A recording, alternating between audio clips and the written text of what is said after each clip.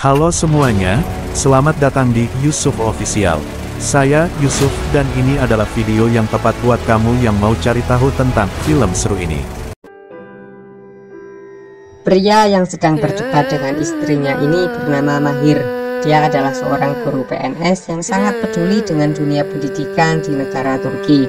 Namun di pagi itu, Mahir yang dengan sukarela dipindahkan untuk mengajar di daerah terpencil mendapatkan respon yang kurang baik dari istrinya.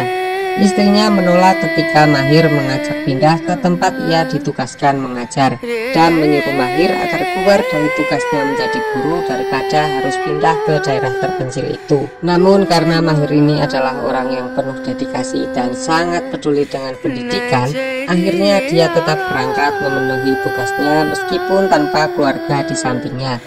Beberapa hari kemudian terlihat istri dan anak-anaknya hanya mengantarkan Mahir sampai di stasiun kereta. Dalam perjalanan menuju desa terpencil itu, Mahir menempuh perjalanan yang panjang. Diawali dengan naik kereta, lalu diteruskan dengan naik bus. Mahir diperlihatkan dengan suasana alam yang terlihat sangat gersang. Berjam-jam Mahir menempuh perjalanan, akhirnya dia tiba di pemberhentian terakhir untuk menuju desa tempat dia bertugas. Namun di sini Mahir merasa kaget karena tidak ada akses masuk ke desa itu. Yang terlihat hanya pegunungan yang tandus dan panas. Lalu kernet bus yang Mahir tumpangi menjelaskan kalau pemerintah hanya membuat akses jalan sampai di sini. Jadi kalau Mahir ingin pergi ke desa itu, dia harus menaiki gunung-gunung tersebut. Tidak berputus asa, Mahir pun memulai langkah pertamanya. Dia berjalan mendaki gunung, lalu turun gunung dan menyeberangi sungai, lalu mendaki gunung lagi. Barulah dia sampai di desa yang dituju. Kedatangan Mahir ke desa itu ternyata diketahui oleh orang-orang desa. Karena Mahir adalah orang asing, maka warga desa di sana mencurigai Mahir, sehingga kedatangan Mahir langsung disambut dengan senjata api.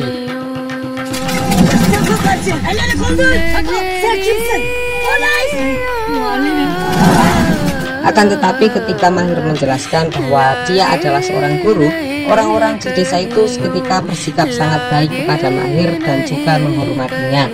Setelah keadaan membaik, Mahir bertanya pada warga desa, di manakah sekolahnya? Lalu tetua di desa itu yang bernama Pak Davud menjelaskan kalau di desa ini tidak ada sekolah. Sehingga Pak Davud juga merasa mempunyai harapan ketika melihat Mahir yang seorang guru datang ke desanya. Bukan hanya Pak Davud yang menaruh harapan besar pada Mahir, akan tetapi para warga di sana juga berharap ketika ada seorang guru di desa ini, maka desanya akan segera diperhatikan oleh pemerintah. Desanya akan dibangunkan sebuah sekolah, akses jalan masuk desa, saluran air, dan juga aliran listrik. Dalam perjalanan memasuki desa, Mahir melihat seorang pria yang sedang diganggu oleh anak-anak di sana. Pria itu bernama Aziz. Dia adalah anak Pak Davud dari 6 bersaudara. Lalu tibalah Mahir di rumah Pak Davud. Di sana Mahir langsung menanyakan di mana akan dibangun gedung sekolah. Mahir juga mengatakan kalau dia akan pergi ke dinas pendidikan untuk membangunkan sebuah sekolah di desa ini. Akan tetapi Pak Davud mengatakan kalau itu mustahil, karena untuk mengirimkan satu orang guru saja pemerintah membutuhkan waktu 30 tahun, apalagi untuk membangunkan sebuah sekolah. Lalu salah satu orang di sana menyarankan agar pembelajaran bisa dilakukan di sebuah kandang yang kosong. Mendengar saran itu, Mahir menolaknya. Mahir tidak mau pembelajaran dilakukan di kandang karena dia menganggap kalau anak-anak bukanlah binatang ternak. Dia akan tetap pergi ke dinas pendidikan karena dia yakin dinas pendidikan akan membantu membangunkan sebuah sekolah di desa ini. Di malam hari ketika Mahir berada di kamarnya, tiba-tiba Aziz mengintip Mahir melalui jendela kamarnya. Memang sejak kedatangan Mahir di desa ini, Aziz terlihat sangat menyukai Mahir. Dia seperti ingin mengatakan sesuatu kepada Mahir, akan tetapi selain tubuhnya yang cacat, Aziz ini juga tidak bisa berbicara. Keesokan harinya, karena bertepatan dengan hari pertemuan jodoh, para warga di sana berkumpul di sebuah lapangan. Mahir pun ikut datang ke acara pertemuan jodoh tersebut. Di sana dia bertemu dengan anak-anak desa calon muridnya. Anak-anak itu terlihat bahagia ketika bertemu Mahir. Mereka juga memberikan hadiah kecil untuk Mahir karena Mahir berjanji pada anak-anak di sana kalau ia akan membangunkan sebuah sekolah untuknya. Lalu tibalah Pak Davud berbicara di depan para warga desa. Dan Pak Dafud langsung memerintahkan para laki-laki di sana yang ingin menikah di tahun ini untuk segera maju ke depan. Ternyata yang maju adalah dua putra Pak Dafud, yaitu Jalal dan Feizi. Lalu Pak Dafud bertanya pada mereka, di antara kalian berdua siapa yang paling tua? Aziz yang mendengar pertanyaan tersebut tiba-tiba langsung maju ke depan. Karena Aziz adalah kakak dari Jalal dan Feizi. Di depan semua orang, Pak Dafud menyambut Aziz dengan sangat hangat. Meskipun kondisi Aziz yang cacat, namun seluruh keluarganya sangat menyayanginya. Harusnya dalam tradisi di desa, sebelum kakaknya menikah, adiknya tidak boleh menikah. Itu menjadi alasan kenapa Aziz menangis ketika Pak Dafud menyuruh istrinya yang bernama Hazar untuk mencarikan calon istri untuk Jalal.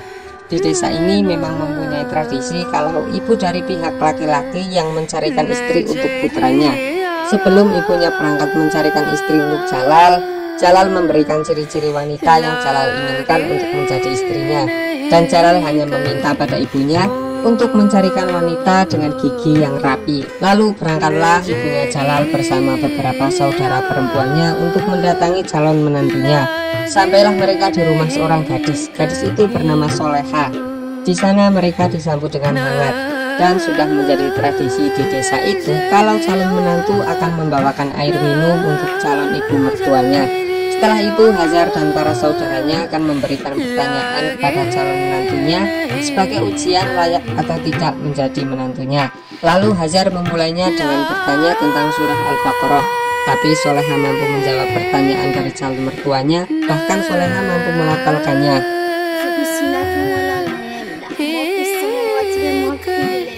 Disusul dengan pertanyaan tentang memasak dari saudara perempuan Hazar, dan Soleha pun sanggup menjawab pertanyaan itu dengan detail.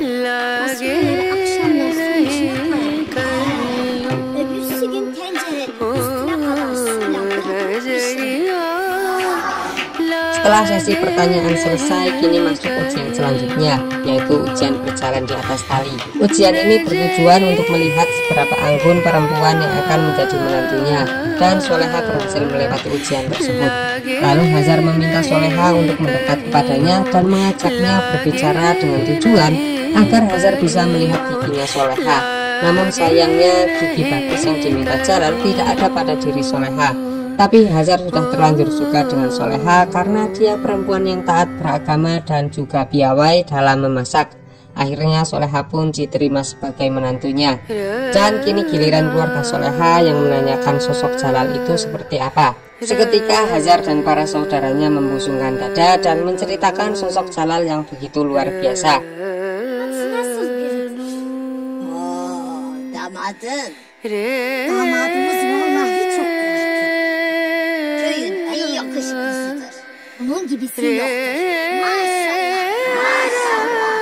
Singkat cerita, pernikahan Jalal dan Soleha pun dilaksanakan sesuai dengan adat di desanya. Sebelum bertemu istrinya, 4 saudara Jalal terlihat menyemangati Jalal kalau istrinya adalah wanita terbaik pilihan ibunya. Lalu tibalah di suasana kamar pengantin baru.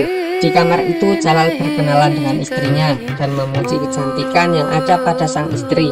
Akan tetapi ketika Jalal melihat giginya, dia tampak kecewa.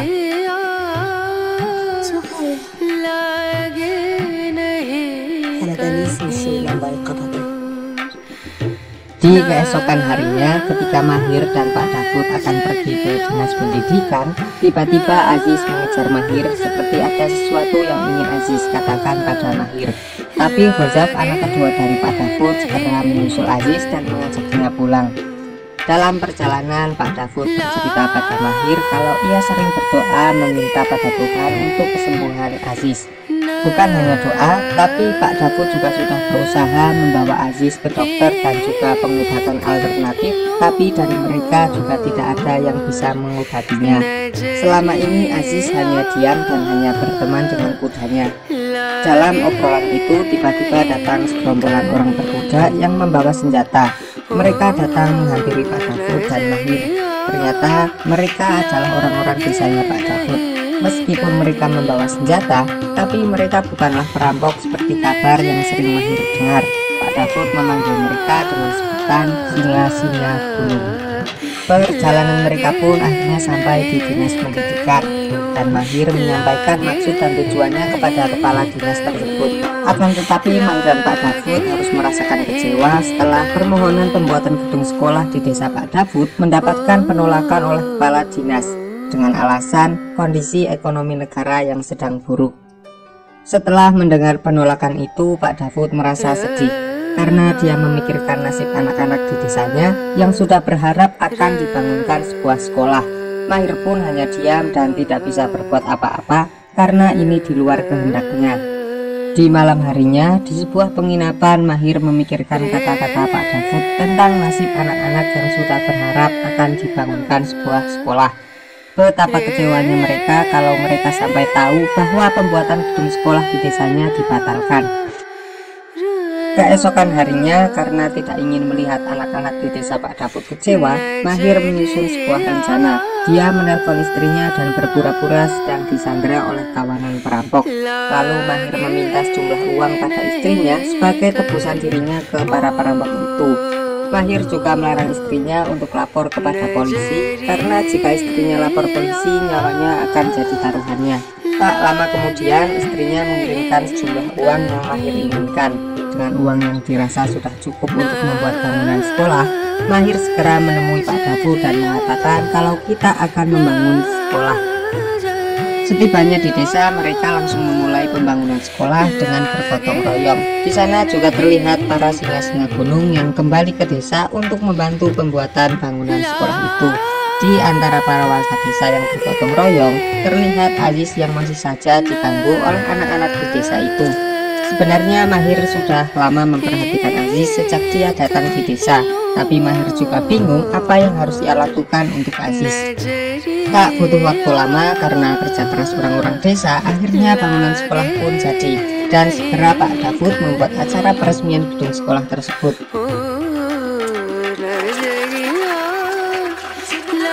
Melihat bangunan sekolah itu, orang-orang desa merasa sangat bahagia karena setelah sekian lama tidak ada sekolah, akhirnya di desanya berdiri sebuah sekolah sehingga mereka mempunyai harapan dengan anak-anak mereka yang akan mendapatkan pendidikan sekolah. Meskipun sekolah ini terlihat sederhana, tapi sudah lebih dari cukup untuk kegiatan belajar mengajar, dan di sekolah itu juga menjadi tempat tinggal Mahir. Kini aktivitas sekolah pun sudah dimulai, namun ketika Mahir sedang mengajar, terlihat Aziz yang selalu mengintip kegiatan di kelasnya melalui jendela. Akan tetapi, lagi-lagi Aziz pergi ketika Mahir mencoba mendekatinya. Di suatu pagi di halaman sekolah, anak-anak terlihat sedang mengganggu Aziz. Mahir yang menyaksikan kejadian itu segera datang dan menasihati anak-anak didiknya untuk tidak lagi mengganggu Aziz. Mahir juga mengajarkan pada anak-anak didiknya untuk menghormati Aziz karena bagaimanapun juga Aziz adalah orang yang lebih tua. Selesai menasihati anak-anak, Mahir memanggil Aziz dan mengajaknya masuk ke dalam kelas. Namun Aziz hanya pergi begitu saja. Di malam harinya juga sama, Aziz selalu datang ke sekolah itu dan mengintip Mahir. Akan tetapi dia selalu pergi ketika Mahir kembali menatapnya. Suatu hari Hazar heran kenapa kudanya Aziz pulang sendiri dan tak bersama Aziz. Seketika Hazar merasa khawatir dengan Aziz. Lalu dia segera memanggil anak-anaknya untuk mencari dan menemukan Aziz. Akhirnya mereka pergi mencari Aziz di setiap sudut desa. Setelah berjam-jam mencari, Jalal mengabari ayahnya kalau ternyata Aziz sedang berada di sekolah dan ikut pelajaran yang Mahir ajarkan. Segera mereka bersama-sama datang ke sekolah dan melihat Aziz yang sedang belajar di ruang kelas. Ternyata Mahirlah yang selalu mengajak Aziz untuk ikut belajar bersama setiap hari. Pak Dafud yang melihat ketulusan dan kesabaran Mahir dalam mengajari Aziz tak kuasa menahan air matanya. Ketika sore hari Mahir mengantarkan Aziz pulang, di halaman rumah terlihat Pak Dafud dan putra-putranya menyambut Aziz dengan sangat gembira. Keluarga Pak Dafud juga terlihat sangat mendukung Aziz. Beberapa hari kemudian Mahir sering mengajak Aziz untuk menginap di sekolahan. Karena dengan begitu Mahir mempunyai banyak waktu untuk mengajar Aziz. Musim dingin pun tiba. Mahir yang tak pernah melihat salju di tempat dia tinggal merasa begitu bahagia ketika melihat salju. Tapi meskipun musim salju, sekolah tetap masuk. Di antara banyak siswa, di sana ada seorang siswa yang bernama Gafur. Dia adalah cucu Pak Dafud, sedangkan ayahnya bernama Camilo, anak tertua dari Pak Dafud. Dia adalah anggota singa gunung yang hanya kembali ke desa ketika musim dingin. Karena selama musim kemarau dia bersembunyi dari kejaran polisi karena telah membunuh seseorang. Camilo membunuh bukan tanpa alasan, akan tetapi orang itu dibunuh oleh Camilo karena dia menganiaya Pak Dafud di depan umum. Melihat putranya pulang, Pak Dafud langsung mengajaknya untuk melihat Gafur, putranya yang sekarang sudah bersekolah. Malam hari istri Camilo meminta pada suaminya untuk menyerah saja karena ia tidak bisa jika hidup terus seperti ini, dan juga Gafur yang kasihan jika harus tumbuh tanpa seorang ayah. Tapi Camilo membela dirinya bahwa yang dia lakukan selama ini adalah memerangi ketidakadilan. Namun masalahnya Camilo sudah melakukan ini selama 10 tahun. Keesokan harinya Camilo meminta saran kepada ayahnya tentang masalahnya, dan Pak Dafud mengatakan kalau memerangi keadilan itu memang penting, tapi jangan sampai juga keluargamu kamu lupakan. Mendengar saran ayahnya, Camilo akhirnya menyerah, dan setelah musim dingin berakhir, Camilo menyerahkan dirinya kepada polisi. Melihat Camilo yang dibawa polisi, para warga di sana terlihat sangat sedih dan merasa kehilangan. Beberapa hari kemudian, Hazar dan para saudara perempuannya terlihat akan pergi untuk mencarikan istri untuk Faizi. Sama dengan Jalal, Faizi juga memberikan kriteria untuk calon istrinya. Faizi berpesan pada ibunya kalau dia menginginkan seorang wanita dengan mata yang berwarna biru. Lalu sampailah di rumah seorang gadis. Akan tetapi lamaran itu ditolak oleh Hazar karena gadis itu salah dalam menyebutkan ayat di dalam Al-Quran. Dalam kunjungan kedua dalam mencari calon menantu, Hazar menemukan seorang gadis dengan mata yang unik. Meskipun tidak berwarna biru, namun gadis itu paham Al-Quran dan juga piawai dalam memasak. Dan di ujian terakhirnya dia tidak bisa berjalan di atas tali. Namun itu bukan masalah bagi Hazar, yang penting dia adalah wanita yang mengerti Al-Quran dan juga pandai memasak, maka dia layak menjadi menantunya. Sekarang giliran keluarga si wanita yang menanyakan sosok Faizi seperti apa. Seperti biasa, Hazar dan para saudaranya dengan percaya diri menceritakan kelebihan-kelebihan Faizi.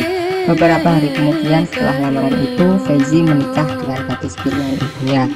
Seperti halnya Jalal, sebelum menemui istrinya untuk pertama kali, para saudaranya memberikan semangat dan meyakinkan Faizi bahwa wanita pilihan ibunya adalah wanita terbaik.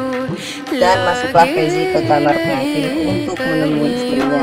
Tapi ketika dia membuka penutup wajahnya, Faizi terlihat kaget karena mata yang diinginkan Faizi tidak ada pada diri istrinya. Tapi dia langsung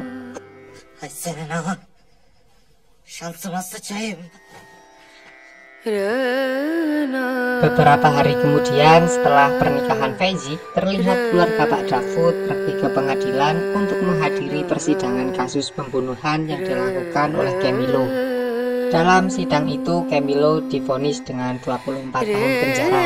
Akan tetapi karena ada faktor lain yang membuat Camilo terpaksa melakukan pembunuhan, maka hakim memberi keringanan hukuman untuk Camilo yang awalnya 24 tahun penjara kini berubah menjadi 4 tahun penjara. Camilo merasa waktu 4 tahun adalah waktu yang singkat daripada dia harus menghabiskan sisa hidupnya hanya di atas gunung. Setelah mengantarkan Camilo ke dalam penjara, Pak Dafud akan kembali ke desa. Akan tetapi ketika berada di luar penjara, Pak Dafud melihat seorang pria tua yang bernama Pak Isa baru keluar dari penjara dan akan ditembak oleh seseorang yang tidak dikenal. Melihat pistol yang sudah siap melancarkan pelurunya, Pak Dafud segera memukul tangan pembawa pistol itu sehingga Pak Isa yang akan ditembak terselamatkan. Bukan hanya berterima kasih, namun Pak Isa juga menawarkan satu permintaan kepada Pak Dafud. Namun Pak Dafud menolak tawaran tersebut dan menyuruh Pak Isa untuk segera pulang saja. Tapi Pak Isa merasa kalau dirinya telah berhutang nyawa pada Pak Dafud. Akhirnya dia kembali menemui Pak Dafud dan menanyakan, apakah Anda punya anak laki-laki yang belum menikah? Kalau ada, aku ingin menikahkan anak perempuanku dengan putramu. Mendengar pertanyaan itu, Pak Dafud mengatakan pada Pak Isa kalau dirinya mempunyai satu anak laki-laki yang belum menikah karena dia cacat. Sehingga Pak Dafud menyuruh Pak Isa untuk tidak memberikan penawaran itu padanya. Akan tetapi Pak Isa mengatakan pada Pak Dafud kalau itu tidak masalah kalau hanya fisiknya yang cacat. Yang terpenting bukan hatinya yang cacat.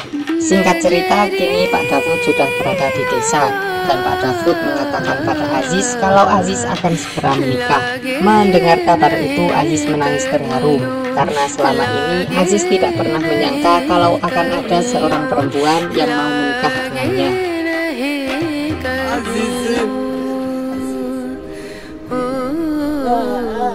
Di keesokan harinya, Hazar dan para menantunya datang ke rumah Pak Isa untuk menemui calon menantunya. Di sana Hazar tidak mengetes dan memberi ujian pada putrinya Pak Isa, karena kedua keluarga ini sudah sama-sama sepakat untuk menikahkan anak-anak mereka. Jadi kedatangan Hazar di sana hanya untuk berkenalan dengan keluarga Pak Isa. Dan kini datanglah seorang wanita cantik dengan senyum manisnya.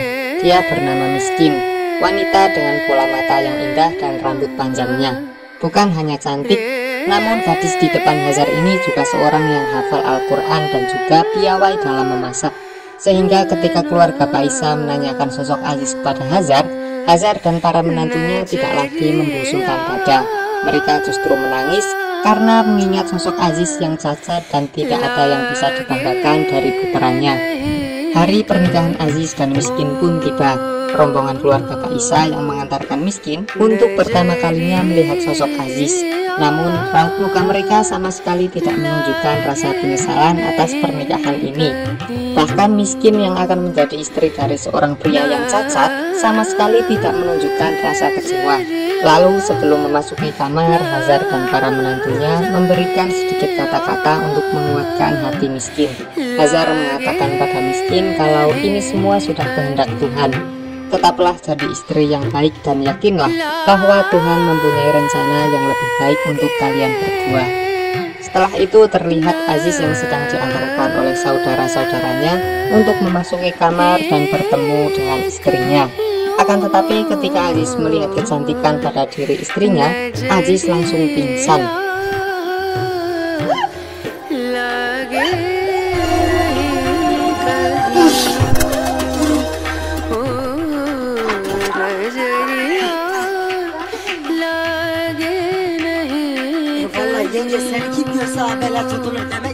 Kini hari-hari Aziz selalu bersama Miskin, dan Miskin juga melakukan tugasnya sebagai seorang istri dengan sangat baik. Dia memandikan Aziz, menyuapi Aziz, dan segala keperluan Aziz. Di suatu siang ketika Miskin sedang duduk bersama ibu mertua dan para menantunya, dia mengatakan kalau tidak usah lagi mengkhawatirkan Aziz, karena sekarang aku yang akan merawatnya. Hari demi hari Miskin lewati bersama Aziz, namun dalam pernikahan pasti ada cobaannya. Cobaan datang dari para tetangga yang setiap hari membicarakan sosok Miskin yang malang, karena dia harus menerima nasib menikah dengan seorang pria cacat. Dan dengan sengaja para ibu-ibu itu mengatakan dengan nada agak keras kalau dirinya akan bunuh diri kalau menjadi miskin, karena harus menikah dengan pria cacat seperti Aziz. Mendengar kunjungan dari tetangganya, Miskin selalu menangis dan bersedih. Bukan hanya Miskin yang merasakan itu, namun Aziz juga sering mendapatkan bulian dari para pria di desanya. Mereka selalu mengatakan kalau kenapa pria cacat sepertimu memiliki istri yang begitu cantik. Di malam harinya, Aziz yang melihat istrinya menangis mencoba menghiburnya meskipun hanya dengan gerak tubuh. Lalu tibalah di suatu siang di mana Aziz melihat istrinya sedang dilecehkan oleh ibu-ibu yang lain. Segera Aziz menghampiri istrinya dan mencoba membelanya. Namun kini Miskin sudah di puncak kesabarannya dan mengatakan pada Aziz kalau kini dirinya sudah tidak tahan. Lalu dia pergi pulang ke rumah. Sesampainya di rumah, Miskin bercerita tentang perlakuan orang lain terhadap dirinya kepada Hazar. Mendengar curahan hati menantunya, Hazar pun hanya bisa istighfar. Sementara itu, Aziz yang merasa tidak berguna sebagai seorang suami memutuskan untuk pergi dengan kudanya menuju sebuah tebing. Di sana dia berniat untuk bunuh diri karena Aziz berpikir kalau hidupnya hanya membuat istrinya menderita. Keberadaan Aziz di tepi tebing itu ternyata diketahui oleh Mahir. Lalu Mahir mencoba menenangkan Aziz dan meminta pada Aziz untuk menuliskan semua masalah yang sedang dia hadapi. Setelah berada di sekolah, Aziz menceritakan semua beban hidupnya kepada Mahir melalui tulisannya. Ketika malam hari tiba, Aziz dan Miskin membuat sebuah keputusan untuk meninggalkan desa secara diam-diam. Sebelum mereka pergi, Aziz menyempatkan untuk menatap keluarganya yang sedang tidur sebagai tanda perpisahannya. Di keesokan harinya, Pak Dafud dan para saudaranya yang tidak melihat Aziz seharian merasa heran. Lalu Jalal mendatangi kamar Aziz, namun Jalal juga tidak menemukan Aziz. Jalal hanya menemukan sebuah tulisan dari Aziz. Lalu Mahir membacakan tulisan dari Aziz untuk keluarganya. Di dalam tulisan itu, Aziz mengatakan kalau dia meminta maaf karena kepergiannya yang mendadak. Aziz merasa capek karena tidak ada yang memahami dan mendengarkannya. Aziz bisa terima kalau semua orang di desa mengejeknya selama bertahun-tahun, mengatainya dengan sebutan bisu, cacat, bahkan gila. Tapi bagi Aziz sangat sulit menyaksikan orang-orang di desa menghina istrinya. Jadi dia pergi bukan untuknya, melainkan untuk istrinya. Dan Aziz pun berjanji suatu saat dia akan kembali ke desa. Waktu terus berjalan dan kini ujian akhir sudah selesai. Bersamaan dengan itu, tugas Mahir untuk mengajar di desa ini juga sudah selesai, dan Mahir akan kembali ke kota. Sebelum pergi, Mahir berpamitan kepada anak-anak desa dan seluruh warga di sana. Mahir juga mendoakan para muridnya agar mereka semua bisa melanjutkan pendidikan ke tingkat yang lebih tinggi dan bisa menggapai cita-citanya. Mahir juga menyerahkan rapot Aziz untuk Pak Dafud, dan Mahir pun pergi meninggalkan desa.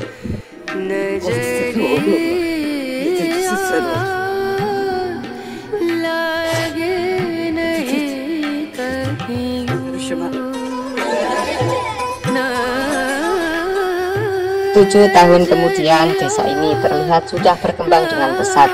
Saluran listrik dan air juga sudah bisa dinikmati di desa ini. Dan yang terpenting, kini desa sudah mempunyai akses jalan yang membuat kendaraan sudah bisa keluar masuk desa. Di suatu siang, terlihat sebuah mobil datang menuju desa. Segera para warga di sana langsung menyambut kedatangan mobil tersebut. Dan ternyata itu adalah Mahir dan istrinya. Sebelum Mahir menghampiri warga desa, dia memanggil seseorang di dalam mobil untuk keluar. Lalu keluarlah seorang anak kecil dan disusul dengan ayahnya yang bernama Aziz. Kini Aziz telah sembuh, jalannya tegap dan berbicara dengan sangat lancar. Tidak ada tanda kecacatan pada diri Aziz. Alasan kenapa dia bisa sembuh adalah karena Aziz jatuh cinta pada miskin. Cinta yang memotivasinya untuk bisa sembuh.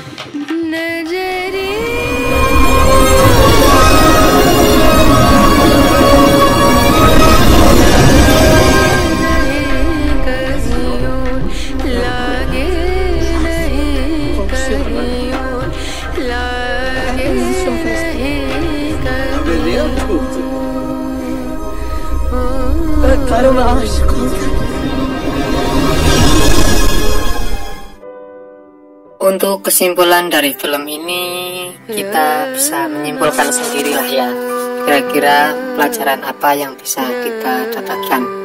Karena saya juga tidak mau membatasi dengan penemuan-penemuan kalian di dalam film ini. Semoga film ini menjadikan motivasi kita menjadi orang yang lebih baik. Sampai jumpa lagi di film-film berikutnya.